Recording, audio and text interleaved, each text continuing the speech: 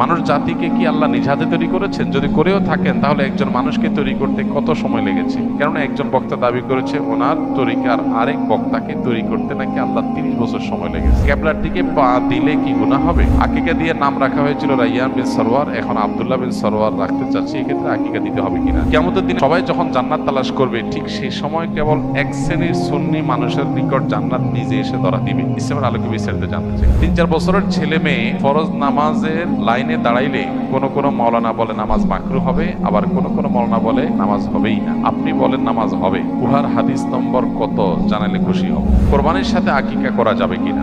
প্রকৃত আহলে সুন্নাহ ওয়াল জামাতের অনুসারী কারা জানিয়ে ধন্য করবেন। আমার বয়স 19 বছর। আমি ছোট থেকে নানু নানার সাথে থাকি, আমার মা বাবার সাথে থাকি না, কিন্তু মা বাবার সাথে কথা হয়, দেখা হয়। এখন আমার প্রশ্ন, আমার নানু অসুস্থ হলে আমার খুব খারাপ লাগে, কিন্তু মা বাবার ক্ষেত্রে খারাপ লাগে না, টেনশন হয় না। এখন আমার মাঝে মধ্যে মনে হয় আমি সন্তান হিসেবে কুসন্তান হয়ে গেছি নাকি। আমরা 3 ভাই 3 ভাগে কোরবানি দেই। এক ভাইয়ের অবস্থা ভালো, তাই সে বেশিরভাগ টাকা দেয়, আর আমরা অল্প কিছু পরিমাণ শরিক হই। তাহলে কি আমাদের কোরবানি আদায় হবে কিনা? বর্তমান জামানায় ইসলামিক গজলের মধ্যে বিভিন্ন থাম্বনেল ইউজ করা হয়, যা অনেকটা গান বাদ্যযন্ত্রের মতো। এই ধরনের গজল শোনা বা অনলাইনে রিলিজ দেওয়া যায় যাবে কিনা? কেন ইসলাম ধর্মে কোনো মহিলা নবী নেই? অনেক নাস্তিক ব্যক্তিরা এই প্রশ্নটি তুলে থাকেন। এ বিষয়ে আপনার বক্তব্য জানতে চাই। ইসলামে কোনো মহিলা নবী কেন নেই? এই প্রশ্ন যিনি করেছেন তার কাছে আমার প্রশ্ন, আপনার মায়ের গর্ভে আপনি কেন এসেছেন? আপনার বাবার গর্ভে কেন আসেন নাই? আপনার ভাই বোন 4 জন 5 জন 6 জন যে কয়জনই আছে, এই ভাই বোনের সবাই মায়ের গর্ভে কেন আসছেন? 2 জন মায়ের গর্ভে আসলে 2 জন বাবার গর্ভে আসতেন, এটা কেন নাই? এটার উত্তর দেন। আপনি নিশ্চয়ই বলবেন যে না, এটা তো বাবার গর্ভে আসার মতো না, এটা তো হয় না। মায়ের গর্ভে সন্তান আসে, বাবা লালন পালন করে, উপার্জন করে খাওয়ায়, বাকিটা মা দেখে। তো আল্লাহ রাব্বুল আলামিন পুরুষদের জন্য কিছু ডিউটি দিয়েছেন, মহিলাদের জন্য কিছু ডিউটি দিয়েছেন। আল্লাহ পুরুষদেরকে সৃষ্টি করেছেন কিছু ডিউটির জন্য উপযোগী করে, মহিলাদেরকে সৃষ্টি করেছেন কিছু ডিউটির জন্য উপযোগী করে। এখন যদি আপনি মহিলা থেকে পুরুষেরটা, পুরুষের থেকে মহিলারটা আশা করেন, তাহলে সেটা হবে বোকামি। প্রত্যেককে আল্লাহ তাআলা যার যার ডিউটি, যার যার কর্তব্য পালনের উপযোগিতা দিয়ে তাকে তৈরি করেছেন। দেখুন, আল্লাহ তাআলা মায়ের গর্ভে সন্তান দেন। গর্ভের ধারণের এই যে সময়টা, মায়েদের যে কষ্টের সময়টা 10 মাস, এই সময়টা কি বাহিরে রাস্তাঘাটে মুভমেন্ট, অফিস আদালত, ব্যবসা বাণিজ্য, মাটি কাটা, বাহিরে কাজ করা, এই কাজগুলো গর্ভাবস্থায় উপযোগী না বাসায় রেস্ট করাটা বেশি উপযোগী? ওকে, সন্তান জন্মের পর 2 বছর পর্যন্ত সন্তানের রিজিকের ব্যবস্থা, সন্তানের সবচেয়ে পৃথিবীতে সবচেয়ে উপকারী খাবার দুগ্ধপুষ্য শিশুর মায়ের বুকের দুধ। এর চাইতে উত্তম বা এর সমকক্ষ কোনো খাবার পৃথিবীতে আল্লাহ আর রাখেন নাই। এই খাবার দিয়েছেন আল্লাহ তাআলা মায়ের পক্ষে। তাহলে 2 বছর ধরে সন্তানকে দুধ পান করাইতে হবে, সেটা তো সকাল দুপুর রাত 3 বেলা নাকি? 3 বেলা না খাওয়াইতে হয় সন্তানকে? কত বেলা খাওয়াইতে হয়? অগণিত বেলা। সকাল থেকে রাত পর্যন্ত কতবার খাওয়াইতে হয় তার কোনো ঠিক ঠিকানা। ওর যখন ক্ষুধা লাগবে তখন সে কেঁদে উঠবে। সেটা হতে পারে রাত 2টা, হতে পারে সকাল 10টা। ঠিক না ভাই? ঠিক। তাহলে সারাদিন রাতে যে কোনো সময় সন্তানকে দুধ খাওয়াতে হবে। এটার জন্য উপযোগী কি অফিসের চেয়ার নাকি বাসা বাড়ি? আল্লাহ তাআলা নারীর বডি স্ট্রাকচারের মধ্যে যেসব জিনিসগুলো দিয়ে দিয়েছেন, সেখানেই কিন্তু ইন্ডিকেশন আছে যে তার কর্মস্থল কোথায় হবে, তিনি তার ডিউটিটা কোত্থেকে পালন করবেন। এখন আপনি যদি তাকে ওই জায়গা থেকে বের করে ভিন্ন জায়গায় তার ডিউটিটা সেট করার চেষ্টা করেন, তখন পৃথিবী, তার সিস্টেম মুখ থুবড়ে পড়ে যাবে। আজকে পৃথিবীর উন্নত দেশগুলোর মুখ থুবড়ে পড়ে গেছে। সেগুলোতে সন্তান জন্মের হার কমতে কমতে এমন কমছে যে সেখানে এখন প্রণোদনা দিয়ে, টাকা পয়সা দিয়ে সন্তান জন্মের হারকে স্বাভাবিক করার কোনো পথ তারা খুঁজে পাচ্ছে না। কারণ ওই যে আল্লাহর সিস্টেমকে পরিবর্তন করে ফেলেছে, এখন তার কুফল ভোগ করতেছে। সন্তান জন্ম দেওয়ার প্রবণতা মানুষ হারাই ফেলছে। এখন টাকা পয়সা দিয়া লক্ষ লক্ষ কোটি কোটি টাকা, million million billion billion budget দিয়াও মানুষের মধ্যে সন্তান জন্মের সেই স্বভাবজাত প্রবণতা ফেরাতে পারছে না। প্রত্যেকটা দেশ সাফার করছে, প্রত্যেকটা দেশ। আপনি উন্নত দেশগুলো যদি অ্যানালাইসিস করেন দেখবেন প্রায় প্রত্যেকটা দেশ সন্তান জন্ম দিয়েছেন, সরকার আপনাকে টাকা দিবে। একটা হয়েছে দিবে, দুইটা হয়েছে আরো বেশি দিবে, তিনটা হলে আরো বেশি দিবে, তারপরও সন্তান হচ্ছে না। বাহির থেকে রিফিউজিদেরকে এনে দেশ চালাইতে হচ্ছে, কারণ নিজের দেশের বাচ্চা সেভাবে জন্ম নিচ্ছে না। ভাইরা আমার, গরিব দেশগুলো থেকে শ্রমিক হিসাবে মানুষকে এনে বা ছাত্র হিসাবে ভিসা দিয়ে নিয়ে তারপরে তাদেরকে মাইগ্রেট করে নিজের দেশে নাগরিকত্ব দিতে হচ্ছে, কারণ দেশ চালানোর জন্য নিজের দেশে সেরকম লোক তৈরি হচ্ছে না। আল্লাহর সিস্টেমকে পরিবর্তন করতে গিয়ে পৃথিবী বহুবিধ চ্যালেঞ্জের মুখোমুখি হয়েছে, আরো হবে। বিধায় কেন আল্লাহ তাআলা পুরুষদেরকে নবী বানিয়েছেন? নবীদের কাজটা বাহিরে না ভেতরে? শুধু কি বাহিরে? তাদের কাজটা চ্যালেঞ্জিং, মহা চ্যালেঞ্জিং, তাই না? কোথাও শত্রুর সাথে লড়াই করতে হবে, কোথাও তাকে যুদ্ধ সংগ্রাম করতে হবে, কোথাও বাধার মুখোমুখি হইতে হবে, কোথাও জুলুমের শিকার হইতে হবে, কোথাও ফিজিক্যাল অ্যাটাকের শিকার হইতে হবে। এগুলো কি একজন নারীর জন্য সহ্য করাটা খুব বেশি উপযোগী? তাহলে হ্যাঁ, নারী অনেক কিছুই করতে পারে, আল্লাহ তাআলা তাকে অনেক ক্ষমতা দিয়েছে। দেখুন, যে পুরুষ বীর হবে, নারী তাকে জন্ম দিবে, এর চেয়ে বড় গৌরবের বিষয় কি? যে পুরুষ বীর হবে, নারী তাকে গড়ে তুলবে, বীরের মা হবে, এর চেয়ে বড় মর্যাদার বিষয় কি?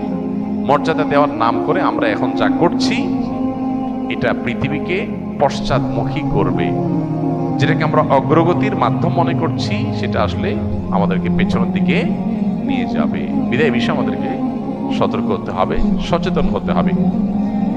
আল্লাহ রাব্বুল আলামিন যাকে দিয়ে যে কাজ নিতে চান তাকে সেইভাবে তৈরি করেছেন। আপনি এটাকে উল্টাতে চাইলে সেটা হবে না।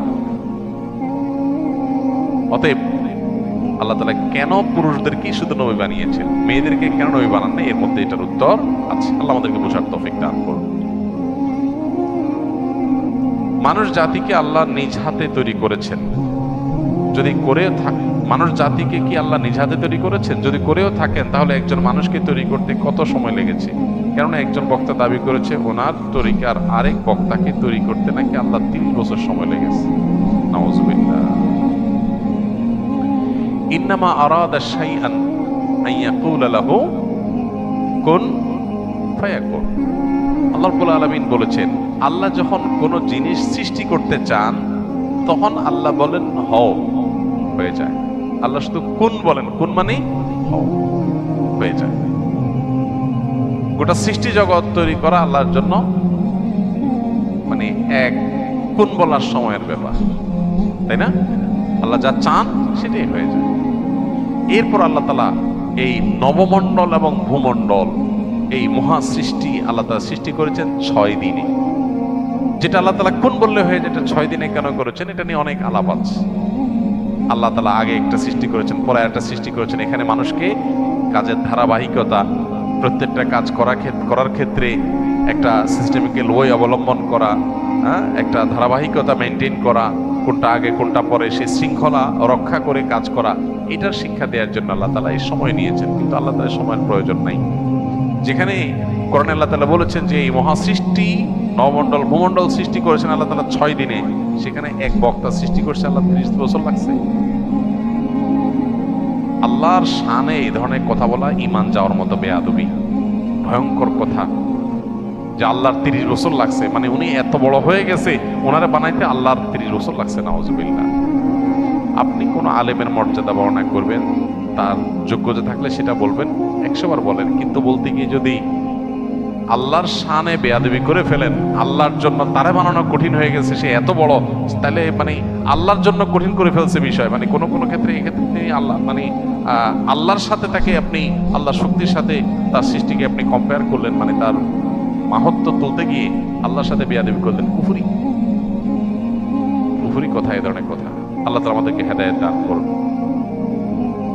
নবীকে সৃষ্টি করতে আল্লাহ তাআলা তো এরকম আলাদা করে এত বছর লাগছে কোনো হাদিসে আমরা জানি না সাল্লাল্লাহু আলাইহি ওয়াসাল্লাম। সেখানে কোনো বক্তাকে সৃষ্টি করতে লাগবে কেমনে? আর আলাদা আলাদা করে আল্লাহ তাআলা একজন একজন করে সৃষ্টি করেন নাই। আল্লাহ সৃষ্টি করেছেন আদম এবং হাওয়া, তাদের থেকে বাকি সব মানুষ সৃষ্টি করেছেন। আর সকল সৃষ্টি যত মানুষ কিয়ামত পর্যন্ত আসবে তাদের সবাইকে আল্লাহ তাআলা একসাথে আদম আলাইহিস সালামের পিঠে আল্লাহ তাআলা দিয়েছেন, হাদিসে রয়েছে। এগুলো সবগুলো আল্লাহর জন্য একটা গুণ বলার ব্যাপার। অতএব এই কথাগুলো নিছকই ভ্রান্ত কথা। কিয়ামতের দিনে সবাইকে যখন জান্নাত তালাশ, সবাই যখন জান্নাত তালাশ করবে, ঠিক সেই সময় কেবল এক শ্রেণীর সুন্নি মানুষের নিকট জান্নাত নিজে এসে ধরা দিবে। ইসলামের আলোকে বিস্তারিত জানতে চাই, কোথা থেকে এসব পান আপনারা আল্লাহ জানে। জান্নাত নিজে এসে ধরা দিবে, জান্নাতের ঠেকা পড়ছে। জান্নাতটা তো মায়ের হাতের মোয়া, হ্যাঁ, মামুর ভাইয়ের আবদার, যেটা নিজে এসে ধরা দিবে। যেখানে নবীজি আল্লাহর কাছে দোয়া করতেন, আল্লাহুম্মা ইন্নী আসআলুকাল জান্নাহ, আল্লাহ আপনার কাছে আমি জান্নাত চাই, ওয়া মা কাররাবা ইলাইহা মিন কাউলিন ওয়া আমাল, এবং সে আমলের তৌফিক চাই যে আমল করলে জান্নাতের কাছে যেতে পারবো, যে আমলটা জান্নাতের কাছে নিয়ে যাবে। এটা দোয়া করছেন কে? নবীজি সাল্লাল্লাহু আলাইহি সাল্লাম।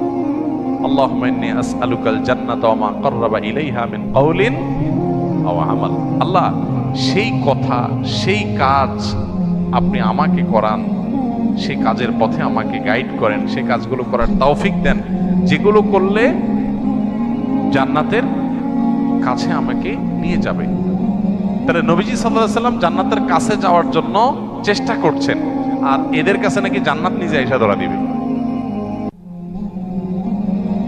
সীমালঙ্ঘন, বাড়াবাড়ি, এগুলো খ্রিস্টানদেরকে ভ্রান্ত করেছে। নবীজি সাল্লাল্লাহু আলাইহি সাল্লাম বলেছেন, লা তুতরুনি কামা আতরাতিন নাসারা ইবনে মারইয়াম, খ্রিস্টানরা যেরকম ঈসা আলাইহিস সালাম সম্পর্কে বাড়াবাড়ি করতে করতে গোমরা হয়ে গেছে, তোমরা আমাকে নিয়ে এরকম বাড়াবাড়ি করবা না। নবীজি তার শানে এটা বলেছেন।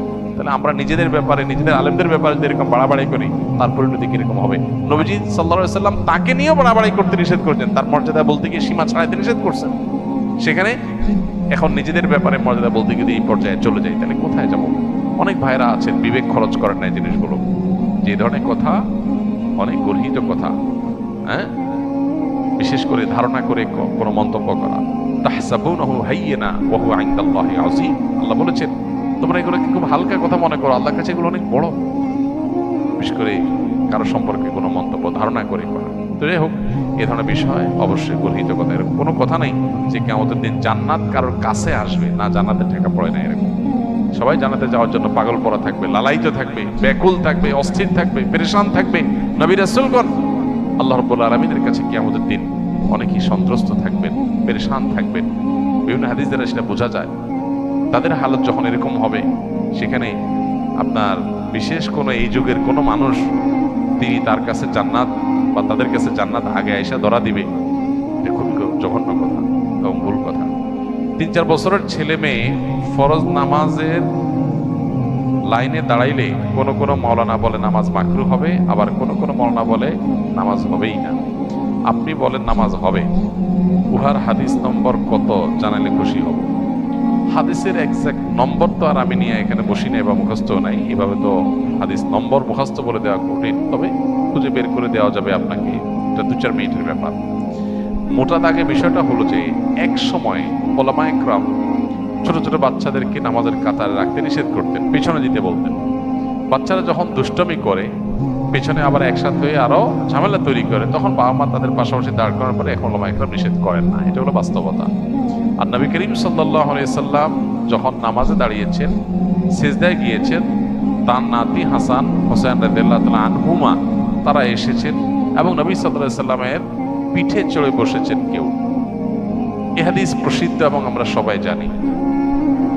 এই যে বাচ্চা এসে সিজদার সময় কাঁধে বসেছে, নবী করিম সাল্লাল্লাহু আলাইহি সাল্লাম নামাজের পরে কোনো ভৎসনা করতে শোনা যায় নাই যে তোমরা কে বাচ্চাকে কেন ধরো নাই, কেন সে নামাজের মধ্যে এসে এখানে উঠলো বা সামনের কাতারে আসলো, তিনি ডিস্টার্ব হয়েছে এরকম কোনো কথা বলেন নাই। কারণ বাচ্চাদের এতটুকু ডিস্টার্বকে সহ্য করতে হবে, সবর করতে হবে, তাদেরকে মসজিদে আসাটাকে অ্যাপ্রিসিয়েট করতে হবে। হ্যাঁ, যদি বাচ্চাদের দুষ্টামির আশঙ্কা না থাকে তাহলে অবশ্যই তাদেরকে আলাদা কাতারে পেছনে দাঁড় করানো উত্তম।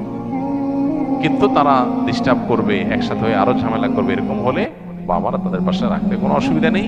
এই ব্যাপারে এখন কোনো আলেমই তেমন ভিন্নমত করেন বলে আমার জানা নেই। অতএব কোনো আলেম যদি ভিন্নমত করেন তাহলে সেক্ষেত্রে হয়তো তিনি এই বিষয় সম্পর্কে জানেন না, এর বাইরে হয়তো বর্তমান ওলামায়ে কেরামের দৃষ্টিভঙ্গি সম্পর্কে তার ধারণা নেই, এ সম্পর্কে আর কি, এর বাইরে আর কি বলা যাবে।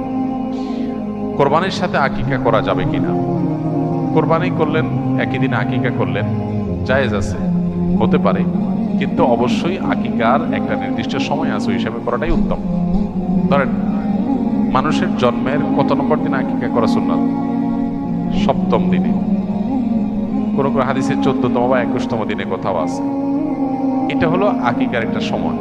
এটা মিস হয়ে গেলে তখন অপশন আছে, পরে করলেও হবে, কিন্তু ইচ্ছাকৃতভাবে এটাকে মিস করে কোরবানির জন্য অপেক্ষা করার তো কোনো যুক্তি নেই। কোরবানির যেরকম একটা সময় আছে, আকিকারও কি আছে, সময় আছে। আপনি বিলম্ব করে এ পর্যন্ত নিয়ে গেছেন, সেটা তো অবশ্যই একটা ভালো কাজের লঙ্ঘন হলো, অন্তত মোস্তাহাবের খেলাফ তো অবশ্যই হলো। এটা অনুত্তম সন্দেহাতীত ভাবে। বাকি একই গরুতে আকিকা এবং কোরবানি দুইটা নিয়ত করলে সেটা হবে কিনা, এটা হলো আমাদের মতামত পার্থক্য আছে। সন্দেহের ঊর্ধ্বে উঠতে চাইলে, ইখতিলাফের ঊর্ধ্বে উঠতে চাইলে অবশ্যই আলাদা আলাদা পশুতে করাটা উত্তম। প্রকৃত আহলুস সুন্নাহ ওয়াল জামাতের অনুসারী কারা জানিয়ে ধন্য করবেন।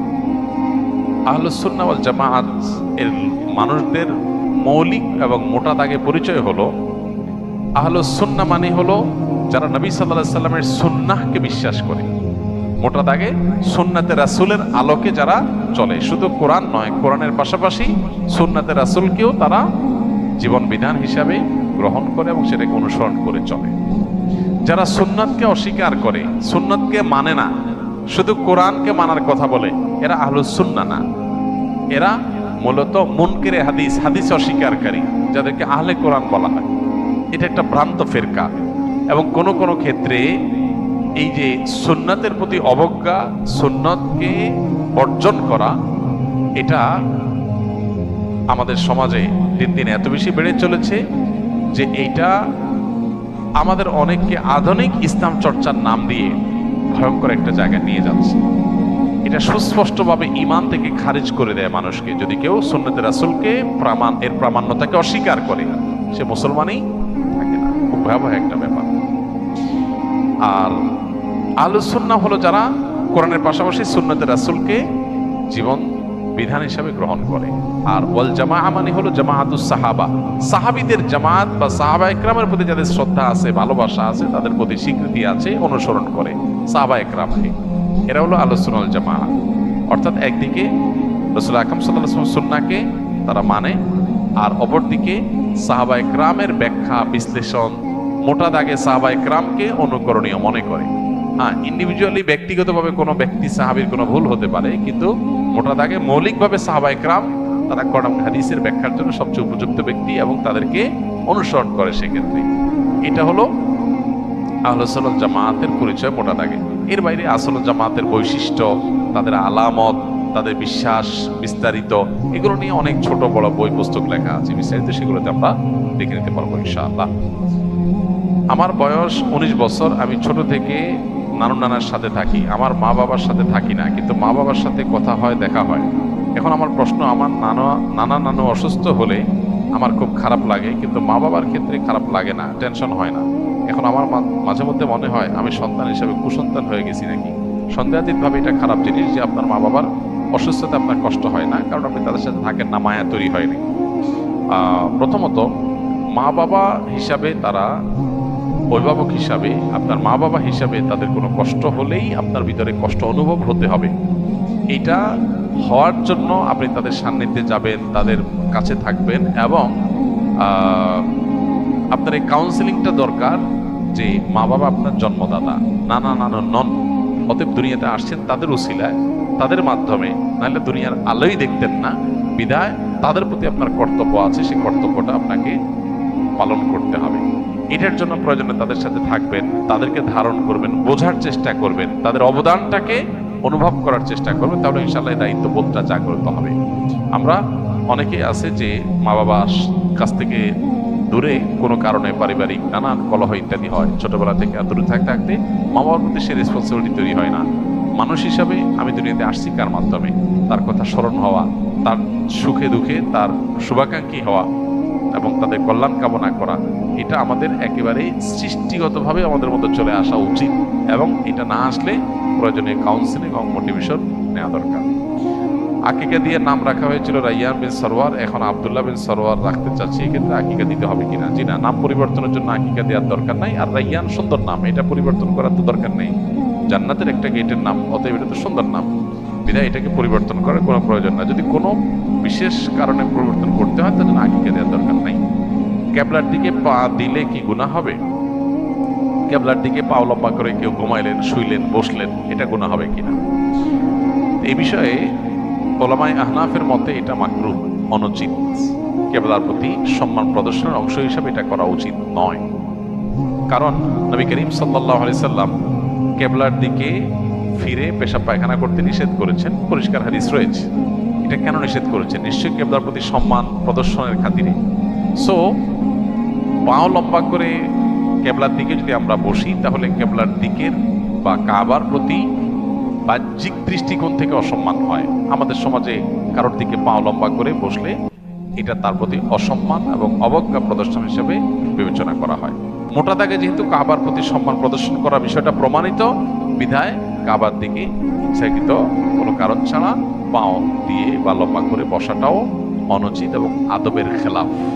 যদি এ ব্যাপারে সৌদি আরবের ওলামায়ে কেরাম তথা অন্যান্য ওলামায়ে কেরামের মত ভিন্ন, তারা বলেন যে না, কিবলার দিকে পা দিয়ে বসলে কোনো অসুবিধা নেই, কারণ কোনো হাদিসে আসলে এটা নিষেধ নেই। কোরআন হাদিসে কোথাও আলাদা করে পেশাব পায়খানা করা নিষেধ আছে, কিন্তু পাও দিয়ে বসা যাবে না এমন কোনো কথা নাই। অতএব এটাতে অসুবিধা নেই। তো দুই পক্ষেরই যুক্তি আছে, প্রমাণ আছে। ইজতিহাদি বিষয়, সতর্কতা এবং অধিকতর নিরাপদ মত হলো যে কিবলার দিকে ইচ্ছাকৃতভাবে পা না দিয়ে বসা, কিবলার প্রতি সম্মান প্রদর্শনের জন্য। আমরা তিন ভাই তিন ভাগে কোরবানি দেই।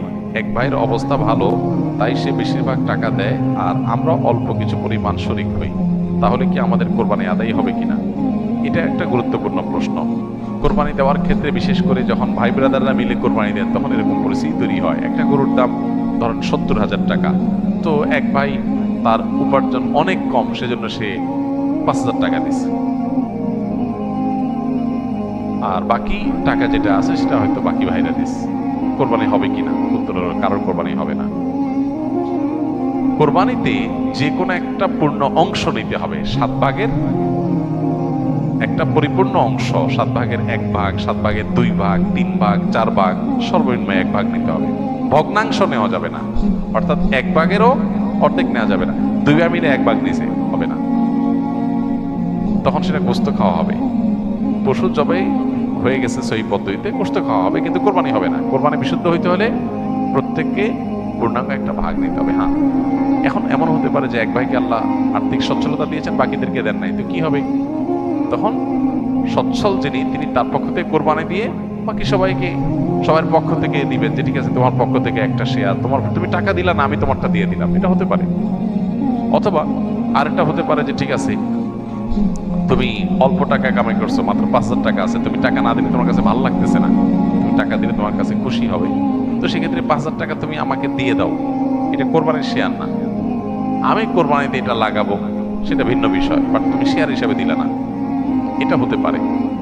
প্রবাসীরা অনেকে একটা কাজ করে, বিশেষ করে মিডিল ইস্টে যারা থাকে, অনেক প্রবাসীরা কোরবানিদের দিন নিজেরা একটা ছাগল জবাই করে। তো রুমে 5 জন থাকে, এখন 5 জন মিলে একটা ছাগল জবাই করলে ওই ছাগলের টাকা তারা ভাগ করে।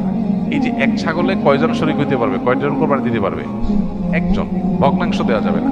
তাহলে একজন কোরবানি দিলে রুমের যে কোনো একজন কোরবানি দিবে, তো বাকি 4 জন তারা কি বসে বসে খাবে? গোশত তো সবাই খাবে। তো এই জন্য তারা 5 জন মিলে ভাগ করে টাকা দেয়। এখানে কারোরই আসলে কোরবানি হবে না, জবাই করা হবে, পশুর গোশত খাওয়া হালাল হবে, কিন্তু কোরবানি হবে না। যদি কোরবানি হতে হয় তাহলে এমন করা যেতে পারে, 5 জন মিলে টাকা দিল একজনকে, দিয়া বললো ভাই আপনি মুরব্বী মানুষ, বড় মানুষ, বা আপনি যে কোনো কারণে আমাদের থেকে ভিন্নতর, তো এই টাকাটা আমরা সবাই তুলে আপনাকে দিলাম, কোরবানিটা আপনার তরফ থেকে আপনি দেন, সবটা একজনের হলো, গোশতটা সবাই খাইল। বা এই বছর আপনার তরফ থেকে হলো, পরের বছর আমরা আবার সবাই টাকা পয়সা দিলাম, ভাই আরেকজন হলো, টাকা আপনাকে দিয়ে দিলাম আপনার তরফ থেকেও, কোরবানিটা একজনের হবে। ঠিক একইভাবে গরুতে ভগ্নাংশ, এটার ভাগ এভাবে আপনার শরীক হওয়া যাবে না, পূর্ণাঙ্গ একটা অংশের শরীক হতে হবে, তারপরে কোরবানি বিশুদ্ধ হবে। বর্তমান জামানায় ইসলামিক গজলের মধ্যে বিভিন্ন থাম্বনেল ইউজ করা হয়, যা অনেকটা গান বাদ্যযন্ত্রের মতো, এই ধরনের গজল শোনা বা অনলাইনে রিলিজ দেওয়া যায় হবে কিনা? থাম্বনেল যেটা, এটা তো একটা পিকচার, এখানে বাদ্যযন্ত্রের ছবি দিলেই ওইটা শোনা হারাম হয়ে যাবে না। যদি ইসলামী গজল বা গানের কথাগুলোর ব্যাকগ্রাউন্ড সাউন্ডের মধ্যে যদি কোনো মিউজিক থাকে, মিউজিক বাজে সূক্ষ্মভাবে, তাহলে সেটা শোনা না যায়, গুনাহ, শোনা যাবে না। থাম্বনেলের মধ্যে ছবি কি দিছেন না দিছেন, থাম্বনেলে একটা তবলার ছবি দিয়ে দিলেন, কিন্তু ভিতরে প্লে করার পরে ভিডিওটা স্মুথ একদম খালি গলা গাওয়া হয়েছে, সেখানে কোনো মিউজিক্যাল ইনস্ট্রুমেন্ট ব্যবহার করা হয়নি, তো এটা হারাম হবে কেন? মিউজিক শোনা হারাম, মিউজিকের ছবি দেখা কি না দেখলে হারাম হবে না। বিধায় আপনার থাম্বনেলের ছবি কি আছে না আছে এটার জন্য ভিডিও হারাম হবে না। তবে হ্যাঁ, আজকাল অনেক আপনার গজল, ইসলামী সঙ্গীত বের হয়েছে যেগুলোতে সূক্ষ্মভাবে মিউজিক আছে, আপনি একটু মনোযোগ দিয়ে শুনলে বোঝা যায় যে মিউজিক ব্যবহার করা হয়েছে, সেগুলো শোনা হারাম। এগুলো আপনার খুবই সূক্ষ্মভাবে মানুষকে হারামের দিকে নিয়ে যায়। আমরা হয়তো ইসলামের কথা শুনে, আল্লাহর কথা শুনে, কোরআন হাদিসের কথা শুনে, ভালো কথা শুনে আমরা এগুলোকে শুনি, কিন্তু নিজের অজান্তে আমি হারামে লিপ্ত হয়ে যাচ্ছি। এগুলো আমাদের সতর্ক থাকতে হবে। ফ্রেশ খালি গলা গাওয়া হয়েছে এবং সেখানে মিউজিকের কোনো ইনস্ট্রুমেন্টের ব্যবহার করা হয় নাই, শুধু সেগুলো আপনি শুনতে পারবেন। করণীয় কি? উল্লেখ্য যে আমি আমার পিতামাতা এবং স্ত্রীর হক আমার জ্ঞান অনুযায়ী যেটুকু জানি আদায় করার চেষ্টা করি এবং বিচারের ক্ষেত্রে আমি সম্পূর্ণ নিশ্চুপ থাকি, কারো পক্ষেই কথা বলি না। খুবই গুরুত্বপূর্ণ একটি প্রশ্ন। আমাদের সমাজ এবং পরিবারগুলো দিন দিন ভয়াবহ থেকে ভয়াবহতর হয়ে উঠছে। বিশেষ করে বউ শাশুড়িদের দ্বন্দ্ব, এই দ্বন্দ্বটি বিভিন্ন পরিবারে বেশ প্রকট আকার ধারণ করে। এর কারণ কি আর প্রতিকারের উপায় কি? দেখুন, এদেশ যেহেতু সংখ্যাগরিষ্ঠ মুসলিমদের দেশ, বেশিরভাগ মানুষের দেশে মুসলমান এবং অন্য ধর্মাবলম্বী যারা আছেন, হিন্দু বা অন্যরা, তারাও দিন শেষে ধার্মিক, তার ধর্মের ব্যাপারে তিনি যথেষ্ট শ্রদ্ধাশীল এবং সিরিয়াস। এটাই হলো এদেশের মানুষের বাস্তবতা। এদেশের ধর্মীয় যে বিধিবিধান আছে, সেই বিধিবিধানগুলো যদি আমরা চর্চাটা ভালোভাবে করি এবং সেগুলো চর্চা করার পরিবেশ যদি আমাদের দেশে থাকে, তাহলে এই জাতীয় সমস্যাগুলো সমাধানের পথ সবচেয়ে সহজে বের করা যাবে। কোরআন এবং হাদিস মায়ের বেশ কিছু অধিকারের কথা বলেছে, আবার মায়ের কিছু কর্তব্য দিয়েছে। ঠিক যেমনি ভাবে বাবার কিছু অধিকার আছে, আবার বাবার কিছু কর্তব্য আছে। একইভাবে স্বামী স্ত্রী পরস্পরের প্রতি অধিকার যেমন আছে, আবার কর্তব্য আছে। আমরা অধিকারের ব্যাপারে যত, তারা মরণ পর্যন্ত আমি যা বলবো সেই কথা মোতাবেকই চলবে। সন্তানদেরও যে কিছু স্বাধীনতার জায়গা আছে, তাদেরও যে কিছু অধিকারের ব্যাপার আছে, এটা বেশিরভাগ মা বাবারা আমাদের সমাজ বাস্তবতা বোঝার চেষ্টা করেন না। এই জন্য যিনি চিঠিটা লিখেছেন তিনি সঠিক লিখেছেন যে বাস্তবে আমাদের দেশে মা বাবার অধিকার সম্পর্কে অনেক বলা হলেও সন্তানদের অধিকার বা সন্তানদের প্রতি মা বাবার কর্তব্যের কথাটা সেভাবে বলা হয় না।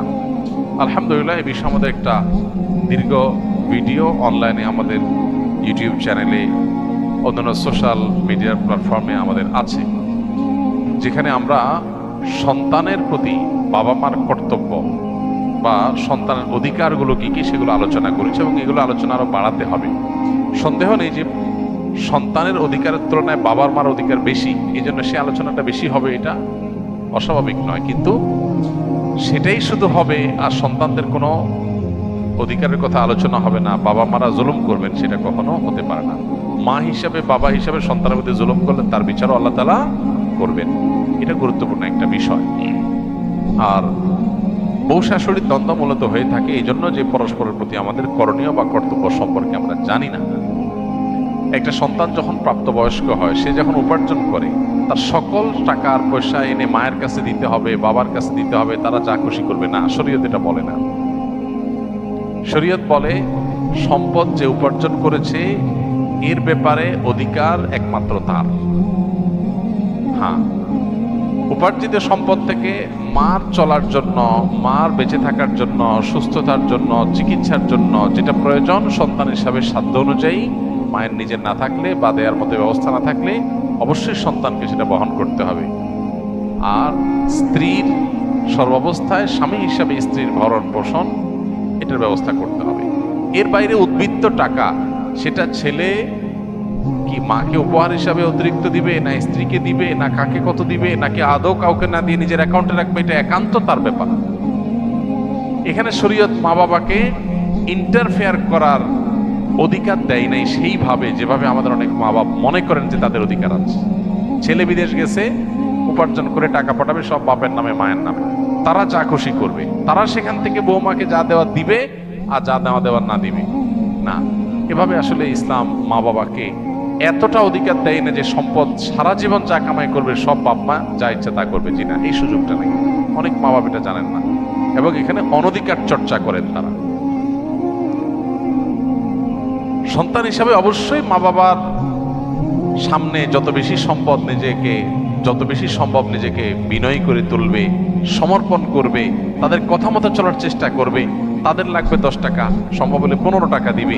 তাদের যা দরকার তার চেয়ে বেশি দেওয়ার চেষ্টা করবে, তাদের চাহিদার চাইতে বেশি সেবা করার চেষ্টা করবে। এটি সন্তানের জায়গা থেকে তার মানসিকতা থাকা উচিত। মা বাবার প্রতি কর্তব্য বোধের জায়গা থেকে তারা আমাদের মা বাবা।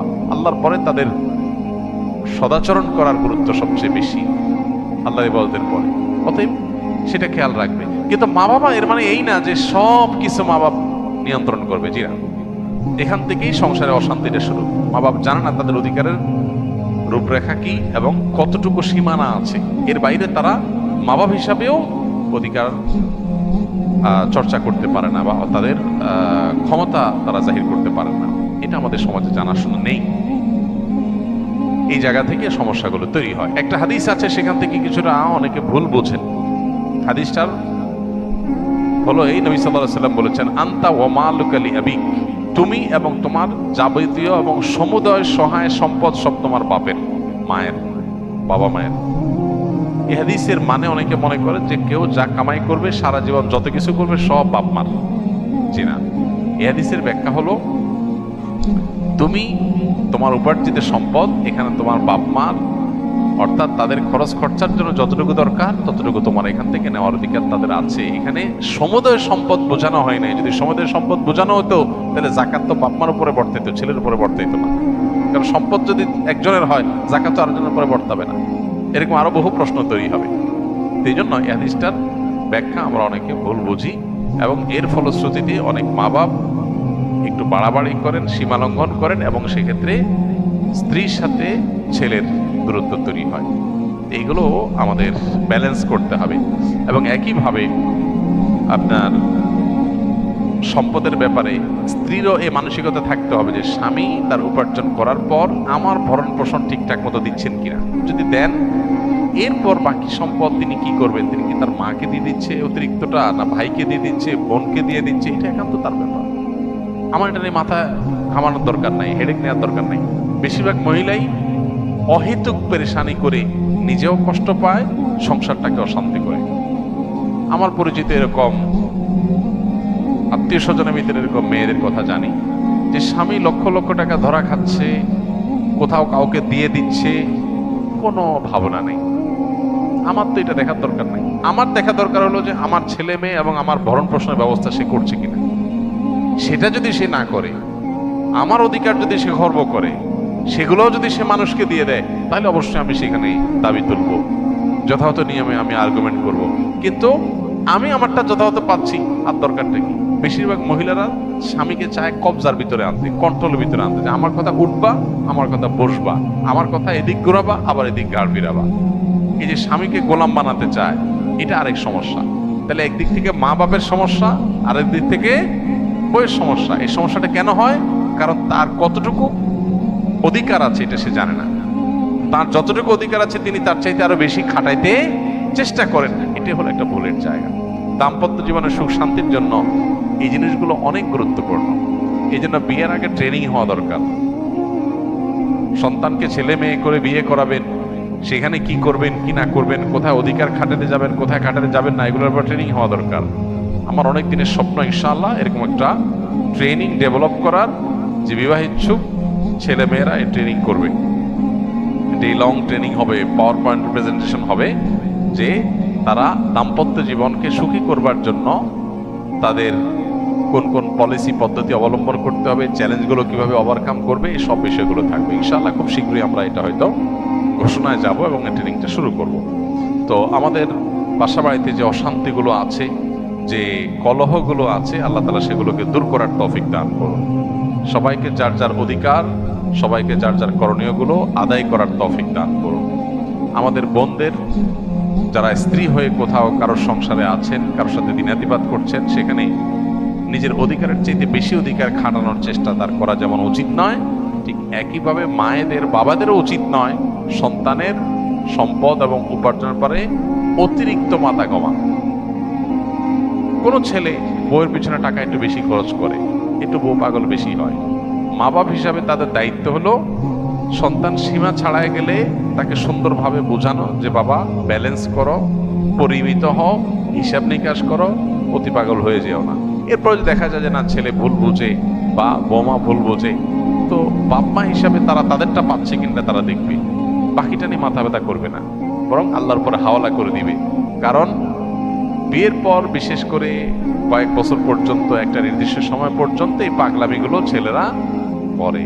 এরপরে আস্তে আস্তে হুঁশ ফিরে আসে, মাথায় ব্যালেন্স হয়, তখন সে আর আগের মতো পাগলামি করে না। তো এই টাইমটাতে মা বাবার সহযোগিতা করতে হয়, হেল্প করতে হয়। মা বাবা এখানে এসে জোর খাটাতে গিয়া অশান্তি সৃষ্টি করে দিলে এই যে পলাশ সাহার মতো ঘটনাগুলো ঘটে।